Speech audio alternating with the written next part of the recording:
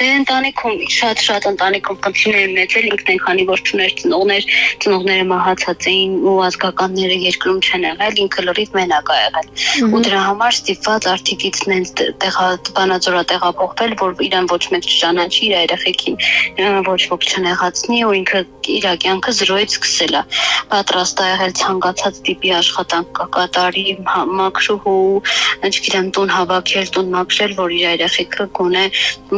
հանգիստ կարողանան ապրեն։ Փամբակգետում ջրահեղձ եղած փոքրիկ Նարեի մահից հետո ընտանիքի կյանքը կարծես կանգ է առել։ Մայրը մինչև օրս չի կարողանում հաշտվել կորստի հետ։ Շուրջ բոլորը հիշեցնում են իրենից խլված երեխայի մասին։ Ջուր խմել անգամ չի ուզում, ջուրն իր թշնամին է դարձել։ Պատմում է Օրան բարեգործական հասարակական կազմակերպության Վանաձորի մասնաճյուղի աշխատակից Անի Սաֆարյանը, որը մշտապես եղել է կարիքի մեջ գտնվող ընտանիքի կողքին։ Մայրը շատ ուշադիր ու հոգատար ծնող է, ու անկախ նրանից, որ 5 անչափահաս են, ինքը շատ դժվար կյանք է ունեցել, արտիկից տեղափոխվել ամուսնալուծության պատճառով, մենք էլ ինչով որ կարողանում էինք իրանց օգնում էինք, ու շատ ցավալի է, որովհետև իսկապես իրանք շատ լավ երեխեք ու շատ հիանալի ընտանիք էին։ Նրանց մասին խոսելիս Անին դժվարանում է բառեր գտնել։ Պատմում է, այս երեխաների կյանքում չափազանց շատ փորձություններ են եղել, սակայն նույնիսկ այդ պայմաններում նրանք չեն կորցրել ժպտալու կարողությունը։ Նարինեն շատ դաստիարակված, շատ համեստ, շատ ակտիվ երեխաներ են եղել, Օրանը մասնակցել են կազմակերպված բոլոր միջոցառումներին, ակտիվ մասնակցություն են ունեցել, երբեք ինչ-որ կոնֆլիկտային իրավիճակներ չեն ստեղծել, ոչ միայն Օրանում, այլ նաև դրսում, քանի որ մենք միշտ կապի մեջ ենք նաև դպրոցի ուսուցիչների հետ, բոլորը միշտ գոհ են եղել իրանցից, իրանց ընտանիքում ճիշտ դժվարություններ ա եղել, բայց իրանց մոտ ոչ մի գրամ ագրեսիվություն չենք նկատել, ընդհակառակը իրանք մեկը մյուսի հանդեպ շատ հոգ էին տանում, միշտ մեծերը օգնում են։ Շտապ օգնության հերթապահող բժիշկները ընդհանուր հանգստացնողներ էին ներարկում, որ կարողանա գոնե մի փոքր այդ պահին այդ ստրեսից կտրվի, չգիտեմ, ինքը շատ ստրեսային վիճակում է, նույնիսկ տեղ չի խմում, իր մոտ արդեն շատ լարված վիճակ է, երեխեքը ինձ իմացել են, որ ջրի մոտ են գնացել, ինքը ջուր էլ չի խմում, ասում է ջուրի իմ թշնամին է, մի բերեք ինձ մոտ ջուր, մի մոտեցրեք, չգիտեմ։ Ընտանիքն արդեն տարիներ շարունակ ապրում է ծանր կարիքի մեջ։ Անին ընդգծում է, մայրն ամենատարբեր աշխատանքներն է կատարել, որպեսզի երեխաները զրկված չլինեն ոչնչից։ Սոցիալական այդ աշխատողների տեղ իրեն առաջարկել են տարբեր աշխատանքներ, օրինակ որ եղել է գիշերային հերթափոխով եւ այլն, ինքը չի համաձայնվել, որովհետեւ ասել է իմ երեխեքին ես չեմ կարող մենակ թողեմ գիշերվա ժամերին։ Առաջին մի տարին, որ նոր էին տեղափոխվել, ինքը մշտապես ամեն օր 5 երեխուն Օրանին բերել է Օրան, եկել է տարել է։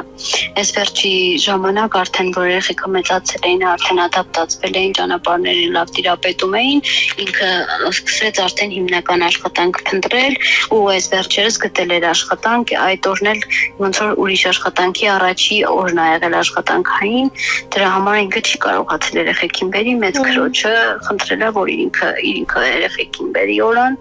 ու այդ դեպքը ճանապարհին։ Այս ընտանիքում մեծանում է 5 երեխա։ Կենցաղային դժվարությունները, սոցիալական խնդիրները դարձել են երեխաների կյանքի անբաժան մասը, սակայն նյութական զրկանքներից ոչ պակաս ծանր են եղել ընտանեկան խնդիրները։ Հիմա ծնողները գտնվում են ամուսնալուծության գործընթացում, սակայն երեխաները երկար ժամանակ խուսափել են հոր հետ շփումից, վախեցել են նրանից։ Մայրը շատ ուժեղ կին էր, որովհետև ինքը իր կյանքը մի կողմ դրած, ինքը իրան չնայելով թողել էր ամուսնուն, որ ծեծի եւ այլնի զոհ չլինի։ Ընտանեկան բռնություն է տեղի ունեցել, հա։ Դե ընտանիքում շատ ընտանիքում խնդիրներ ունեցել, ինքն են, քանի որ չուներ ծնողները մահացած էին ու ազգականները երկրում չեն եղել, ինքը լրիվ մենակ է եղել։ Ու դրա համար ստիպված արտիկից նենց Վանաձորա տեղափոխվել, որ իրան ոչ մեկ չճանաչի, իր երեխեքին ոչ ոք չնեղացնի, ու ինքը իր կյանքը զրոյից սկսել է։ Օրան հաճախելուց հետո երեխաների վարքագծում նկատելի փոփոխություններ են եղել։ Սկզբում նրանք փակ են եղել, խուսափել են շփումներից, բայց ժամանակի ընթացքում սկսել են հաղորդակցվել հասակակիցների հետ, խաղալ ու անկեղծորեն ուրախանալ ամենափոքր մանրուքներից անգամ։ Իրանք շատ վախեցած էին, շատ կոմպլեքսավորված էին, քանի որ իրանց